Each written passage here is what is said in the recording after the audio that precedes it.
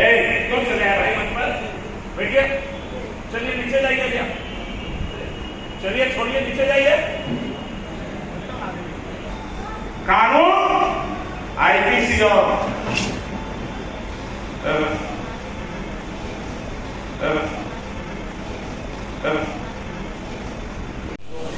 Doctor Bhimrao Ambedkar अमर रहे, doctor Bhimrao Ambedkar अमर रहे, राष्ट्रीय जनता दल जिंदाबाद, राष्ट्रीय जनता दल जिंदाबाद, लालू यादव जिंदाबाद, लालू यादव जिंदाबाद।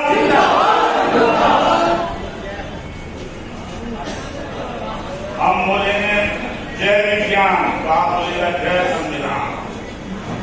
जय विज्ञान, जय संविधान, जय विज्ञान, जय संविधान, जय विज्ञान, जय संविधान।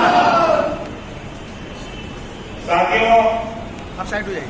आज राष्ट्रीय जनता दल का स्थापना दिवस।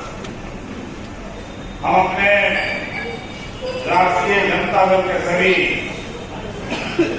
अधिकारी पदाधिकारियों के प्रति सम्मान व्यक्त करते हैं कि दलित समुदाय को, कमजोर वर्ग को जो उन्होंने सम्मान दिया है वो अब तक किसी ने नहीं लिया है। और आज हम लोगों ने संकल्प लिया है, देश में लोकतंत्र की रक्षा करेंगे, संविधान की रक्षा करेंगे और सेक्युलरिज्म की रक्षा करेंगे। ये हम लोगों ने शपथ लिया। अब इसको के आगे चलते हैं, दूसरा बात बोलते हैं। अम्बेडकर के विरोधी भाइयों जो यहाँ बैठे हैं, सब लोग उतार रहे हैं, सब देख रहे हैं, इससे क्या है विरोधी? अम्बेडकर साहब के विरोधी भाइयों जो आज यहाँ हम सब लोग बैठे हैं, काम कर रहा है। कहिए कैसे मिल रहा है विरोधी? ये उसका जवाब दे देना भाई। आप सब लोग अम्बेडकर साहब को मानते हैं? हाथ उठा के बताइए, दोनों भी मानते हैं? सब लोग जो हाथ उठे पहले दबा मानते हैं? हमने आपको कहा विरोधी अभी नहीं मानते हैं, कहा कैसे न माना ऐसे कहिए। कोई पसवान है तो कोई पासी है, तो कोई चमार है, तो कोई गुलजार है, कोई गुजार है, कोई धोबी है, कोई भूया है, तो मानता है कोई अम्बेडकर साहब के है ना जी? अरे हाँ क्या गलत बोलिए, तो अम्बेडकर साहब के विरोधी हो गया। तो डॉक्टर भीमराव अम्बेडकर ने अछूत समुदाय को संगठित करने के लिए केवल अनुसूचित जाति और जनजाति का संज्ञा दिया, लेकिन हम सब लोग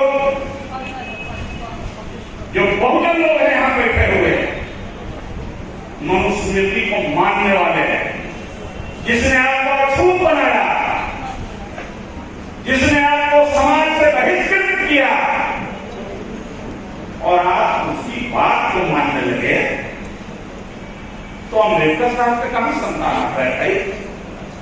बोलिए अम्बेडकर आपको है कोई अम्बेडकर का संतान? अगर सच्चे मायने में अम्बेडकर का संतान है तो जात नहीं होगा, हमारा एक अछूत समुदाय होगा, मतलब जाति होने आप। अगर सच्चे मायने में अम्बेडकर साहब को मानते हैं तो मनुस्मृति के रास्ते हम नहीं चलेंगे, हमारा संविधान हमारा रास्ता बनाएगा। बोलिए गलत कर रहे हैं? संविधान बनाया डॉक्टर भीमराव अम्बेडकर ने, अछूत होने के कारण उनको बहुत प्रताड़ित होना, बहुत प्रताड़ित होना। ज्ञान में उनकी कोई कमी नहीं थी, उनका कोई जोड़ा नहीं था इस देश में, लेकिन फिर भी डॉक्टर भीमराव बैठे, ये बात सुनिए, आप लोग कुछ मत कीजिए। बैठिए, चलिए नीचे जाइए भैया, चलिए छोड़िए नीचे जाइए।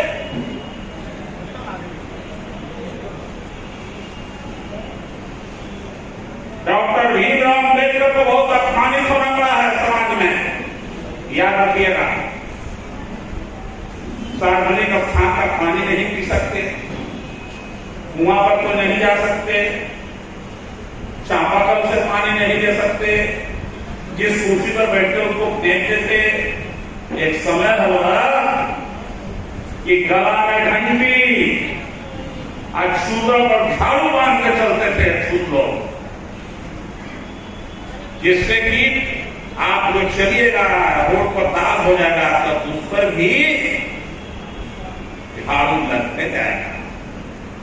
उस परिस्थिति से डॉक्टर भीमराव अम्बेडकर ने आपको बाहर किया है कि आप अछूत नहीं रहिए, समाज में सम्मानित बनिए। क्या लिख लिया संविधान में? डॉक्टर भीमराव अम्बेडकर ने संविधान में लिखा कोई अछूत नहीं रहेगा। इक्वलिटी बिफोर, कानून के सामने हम और आप सब बराबर हैं। राजा हो या रानी, राजा हो या रंग हो, सबका हक एक समान है। और संविधान के आर्टिकल 14 में लिखा इक्वलिटी बिफोर लॉ, कानून के सामने हर आदमी बराबर है।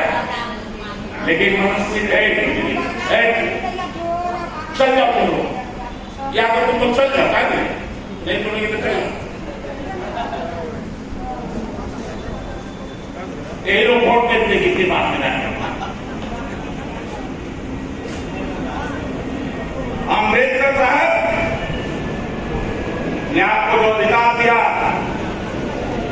संविधान में लिख दिया। अभी एक नौजवान हमसे पूछ रहे थे यूसीसी के बारे में, बोलिए क्या है संविधान में लिखा हुआ? शेक्युलरिज्म आर्टिकल 28 जाके पढ़ लेना। बड़ा बड़ा आदमियों के पास मोबाइल है, अभी से भी हमसे 28 निकाल के देख लेना। जो भी इस देश का नागरिक है सबको अपने अपने धर्म के अनुसार आचरण करने का अधिकार है। हमारे यहाँ कानून जो कहते हैं ये बेईमान लोग दिल्ली में बैठने वाले लोग कि सिविल कोड होना चाहिए, यूनिफॉर्म सिविल कोड होना चाहिए। यूनिफॉर्म सिविल कोड क्या है? मुसलमानों को टीच करने के लिए है केवल ये कानून। आईपीसी और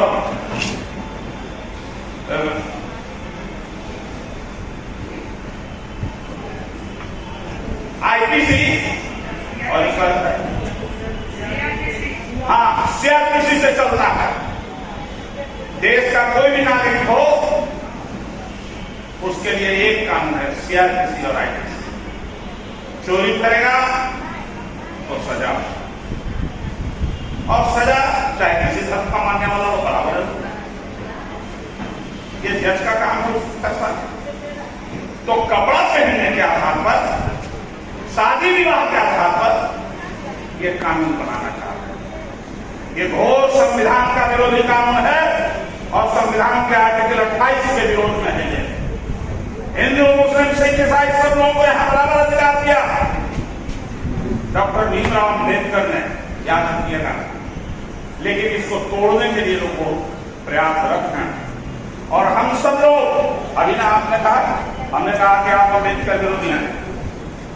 डॉक्टर भीमराव अम्बेडकर को जो मानने वाला होगा वो कभी भी भाजपाइयों के पार्टी में नहीं जाएगा। कभी भाजपाइयों में जो कोई भी भाजपा में है कभी नहीं जाएगा, वो अम्बेडकर का विरोधी है। खाया अम्बेडकर का और गा रहा है मनुवादियों का।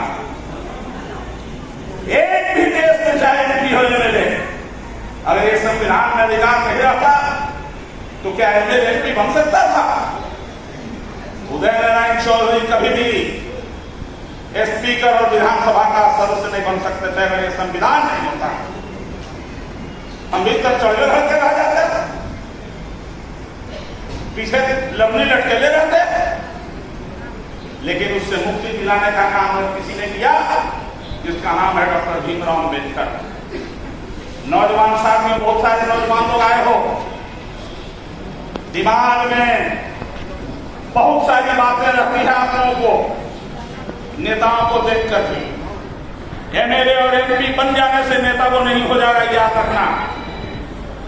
महात्मा गांधी इस देश के किसी पद पर नहीं थे, लेकिन राष्ट्रपिता महात्मा गांधी रहे, और जब तक ये धरती रहेगा महात्मा गांधी का नाम रहेगा, याद रखना। डॉक्टर भीमराव अम्बेडकर सबसे कम समय के लिए मंत्री हुए, लॉ मिनिस्टर, लेकिन आज दुनिया में सबसे ज्यादा किसी की जयंती और पुण्यतिथि मनाई जाती है जिसका नाम है डॉक्टर भीमराव अम्बेडकर। दुनिया में सबसे ज्यादा किसी की मूर्ति लगी है जिसका नाम है डॉक्टर भीमराव अम्बेडकर। आज से 25-40 साल पहले दलित लोग भी डॉक्टर भीमराव अम्बेडकर का नाम नहीं जानते। ये जो बैठी हुई और लोग है, दीदी लोग है, चाची लोग है, इससे पूछिएगा इस तरह के लोगों से कि अम्बेडकर कौन थे, तो कहेंगे पप्पुए तो देख लो वाला से चल रही है, थोड़े का नहीं भीमराव अम्बेडकर कौन थे, नहीं जानेंगे। देखा डॉक्टर अम्बेडकर को 91 में ब्रिटिश सरकार ने लालू जी के प्रयास से और रामविलास पासवान के प्रयास से, शरद यादव के प्रयास से जब भारत रत्न की उपाधि दी गई, तब लोग जानने का काम किए डॉक्टर भीमराव अम्बेडकर। नहीं तो लोग जानते हैं डॉक्टर भीमराव। हम आप सब लोगों से पूछे कि टोनी के घर में, सबके घर में अम्बेडकर साहब की फोटो लगा हुआ, चंद लोग हैं, बहुत सारे लोग हैं जिनके घर में नहीं है। हाँ, आपको मान लिया, मैं आपको धन्यवाद देता हूं। तो ससुराल में हवा लगा, तो बहन के यहाँ बदल होगा, तो चाची के यहाँ बदल होगा। आप और हमारी सबकी जिम्मेदारी है, जो सगे लोग हैं डॉक्टर भीमराव अम्बेडकर के बारे में अपने माता, पिता, भाई, बहनों, ससुराल, बहन के यहाँ, दीदी के यहाँ, सबके यहाँ बताने का काम करिए।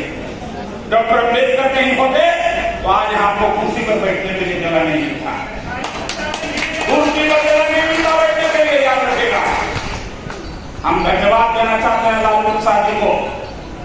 जब मुख्यमंत्री बने बिहार के, तो डॉक्टर भीमराव अम्बेडकर ने संविधान में लिख करके और कागज में लिख के कानून बना के हमको अधिकार दिया, लेकिन लालू प्रसाद हम लोगों को जुबान में ताकत देकर डॉक्टर भीमराव अम्बेडकर के काम को करवाया। आज के दिन पे लालू प्रसाद ने आज का उनको अम्बेडकर माना, सेकंड अम्बेडकर इस धरती का। वास्तव में अगर किसी गरीब आदमी से प्यार और प्रेम है तो लालू प्रसाद ने इसको दिखाने का काम किया है, एक्शन में दिखाने का काम उन्होंने किया। आज कोई उनके इस विषय पर सवाल नहीं खड़ा कर सकता विरोधी। हम लालू प्रसाद जी के प्रति आभार व्यक्त करते हैं, लेकिन आप सब लोगों को कहना चाहता हूं कि वास्तव में हम और आप अम्बेडकर के भाई हैं, तो अम्बेडकर के रास्ते पर चल रहे हैं। क्या कहता है मनुस्मृति? मनुस्मृति में एक तरह का कानून नहीं है। मनुस्मृति कहता है कि ब्रह्मा जी ने इसको लिखवा दे मनु जी को, और इंसान जो पैदा लिया है वो 4 वर्ण है। मुख से पैदा लिए ब्राह्मण लोग, क्षत्रिय लोग छाती से पैदा लिया, पेट से पैदा लिया वैश्य, और जो मंगल और सूर्य लोग है पैर से पैदा लिया है। मेरे भाइयों, इस धरती पर दुनिया में कोई एक आदमी है ऐसा जो मुंह से पैदा लिया हो? हम जानते हैं कि मैं पैदा लिया हूं, मेरी मां ने मुझे 9 महीना अपने पेट में रखा, हम उसके जोनी से पैदा लिए और तब हम आज इंसान बने हैं। और धरती पर एक भी आदमी ऐसा नहीं पैदा लिया जो दूसरे रास्ते से पैदा किया। तो ये झूठ बोलने वाले लोग हैं, किताब लिखने वाले, आप उनके अनुयायी हैं। और इसीलिए डॉक्टर भीमराव अम्बेडकर ने कहा कि सभी इंसान बराबर है। एक भी इस धरती पर ऐसा इंसान पैदा नहीं दिया कि झूठ फेंकने से सुहाना सृष्टि कर जाए। है कोई आदमी झूठ फेंके तो सुहाना सृष्टि कर जाए? नाक के नेता के मतलब उसके नाक से घी निकल जाए? अगर है कोई तो बताए।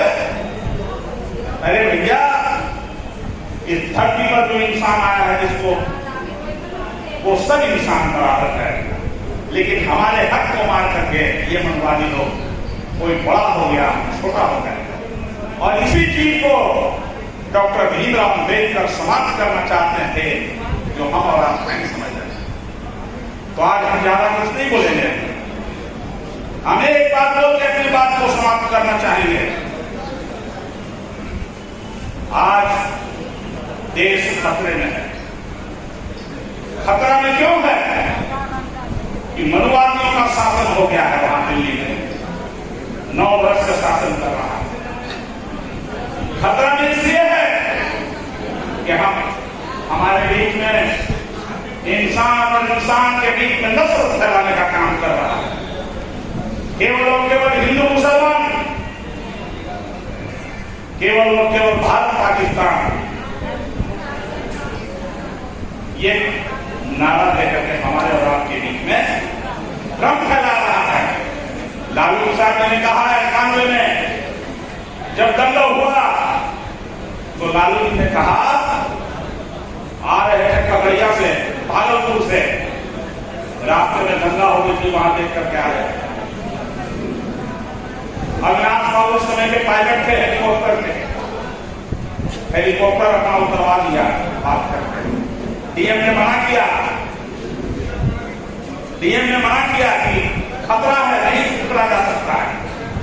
लालू यादव ने, तुम जानते हो खतरा है, उतारो। लालू यादव कुछ उतर गए भीड़ में। खगड़िया में जानते हैं किसकी आवाज है, यादव की आवाज है। हजारों हजार की संख्या में लोग थे। लालू यादव ने कहा डीएम को भी जल्दी से 4-5 लोग चौकी लगाओ और ऊपर माइक लो। माइक रखा। लालू जी ने कहा, ऐ यादव भाइयों, हमको मुख्यमंत्री बनाया है, केवल जाटों ने नहीं बनाया है। बिहार के गरीब किसान, मजदूर, दलित, पिछड़े, आदिवासी और दलित किसान मुस्लिम लोगों ने सब मिलकर हमको मुख्यमंत्री बनाया है। तुम चाहते हो कि हम मुख्यमंत्री रहे कि नहीं रहे होता? सब लोगों ने हाथ उठा के एक स्वर से कहा कि नहीं, हमारा मुख्यमंत्री लालू प्रसाद है। तो लालू प्रसाद ने कहा, मुस्लिम भाइयों को छाती में छाती सटा के उसकी रक्षा करना, उसके ऊपर खून भी नहीं गिरने देना, और डंडा गिरे तो तुम्हारे पीठ पर गिरे, तुम्हारे माथे पर गिरे, लेकिन मुस्लिम भाइयों के ऊपर नहीं गिरे। और उस दिन से आज तक लालू प्रसाद सेक्रेटरी के झंडा को पकड़े। इस देश में एक भी नेता ऐसा नहीं है, एक भी ऐसी पार्टी नहीं जो सेक्रेटरी को छोड़ा लालू प्रसाद जी कह रहा है। यह है लालू प्रसाद यादव की। अभी कांति जी उठे के पहले हमको कह रही थी कि ये सब बुला के लालू जी रहते तो बैठा लेते, कहते काम था, सच्चाई बात है, वो करते। राष्ट्रीय जनता दल अनुसूचित जाति के नौजवान साथियों, दलित भाइयों, जैसे अगर आप चाहते हैं कि आपका हक अधिकार मिले, बचे मिले नहीं, संविधान से देश से आपका आरक्षण खत्म हो गया। लगभग 300 लोगों की बहाली बिना आरक्षण के आरएसएस के लोगों का लेटरल एंट्रेंस में हो गया, जो दिल्ली के सचिवालय में काम करते हैं, और सब आरएसएस के लोग।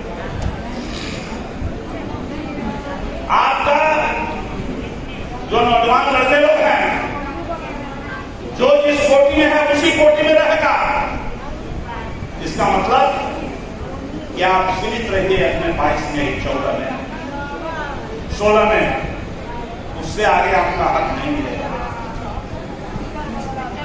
हमारे लोगों के छात्रवृत्ति समाप्त हो गए इंटर में, अब कोई बीए पढ़ने वाले लड़के को छात्रवृत्ति नहीं मिलेगी।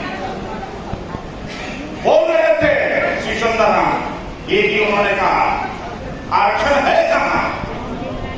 सारी संस्थाओं को प्राइवेटाइज कर दिया, rail media, BSNL media, SAIL media, GAIL media, भेल मीडिया, इलेक्ट्रॉनिक मीडिया, सब नौकरी चली गई। आरक्षण रहा कहां?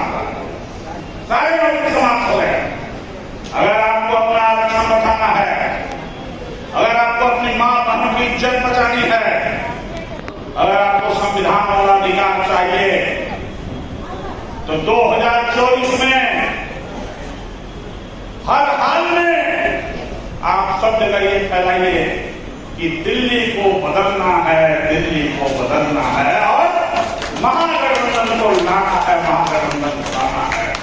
और दिल्ली का रास्ता बिहार होके जाता है। बिहार ही तय करेगा कि दिल्ली के गद्दी पर कौन बैठेगा, ये क्या सकेगा। और उसमें आपकी भूमिका होगी, आपकी भूमिका होगी। लेकिन जब आपका संविधान बचेगा, देश बचेगा। तब हम बोल रहे थे अभी कि दिल्ली वाला से बहुत बेईमान आदमी है जो भाजपा में जो बैठा हुआ है। अभी देखिए महाराष्ट्र के एमएलए को खरीद लिया।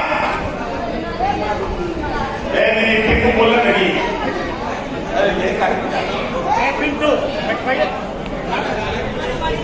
तीन दिन पहले मोदी आया है अमेरिका से।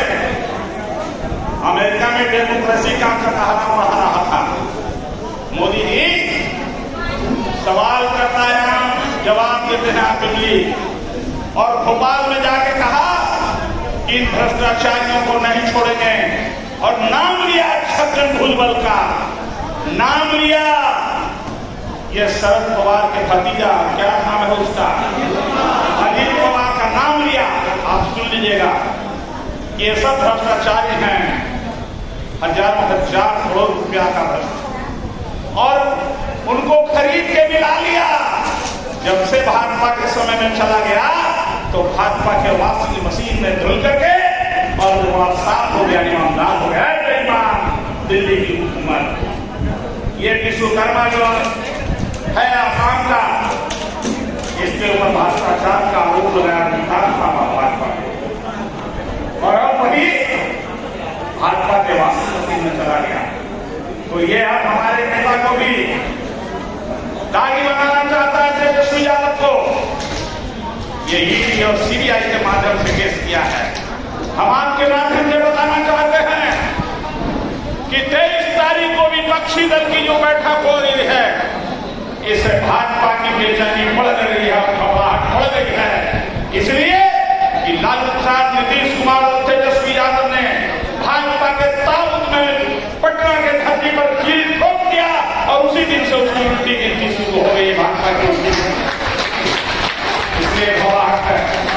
इसलिए मैं आपसे अपील करूंगा कि 2024 का प्रचार प्रसार वोट बचाइएगा। बहुत रंग बिरंग करके आएगा, कोई भाजपा के नेता भी ले आएगा, कोई दलित के, कोई साधु के ले आएगा, कोई पूजा पाठ करा देगा, जैसे वो बाबा कन्हैया ले आया था, अभी लाया था ना, कई ढेर ऐसे बाबा के लेते चलेगा, हम लोग उसके घेरा में पड़ेंगे। तो इसलिए इससे बचना है। और अम्बेडकर साहब को अगर मानते हैं तो संविधान को बचाने का काम करना, और लालू प्रसाद के परचम को और तेजस्वी और नीतीश कुमार के परचम को लहराने का काम करना, ये संकल्प यहां से लेके जाना, ये संकल्प यहां से लेके जाइएगा। लोकतंत्र बचाना है और लोक संविधान को बचाना है हमको, और सेक्युलरिज्म को लागू करना है, सेक्युलरिज्म को लागू करना है। इतना ही के साथ अपनी बात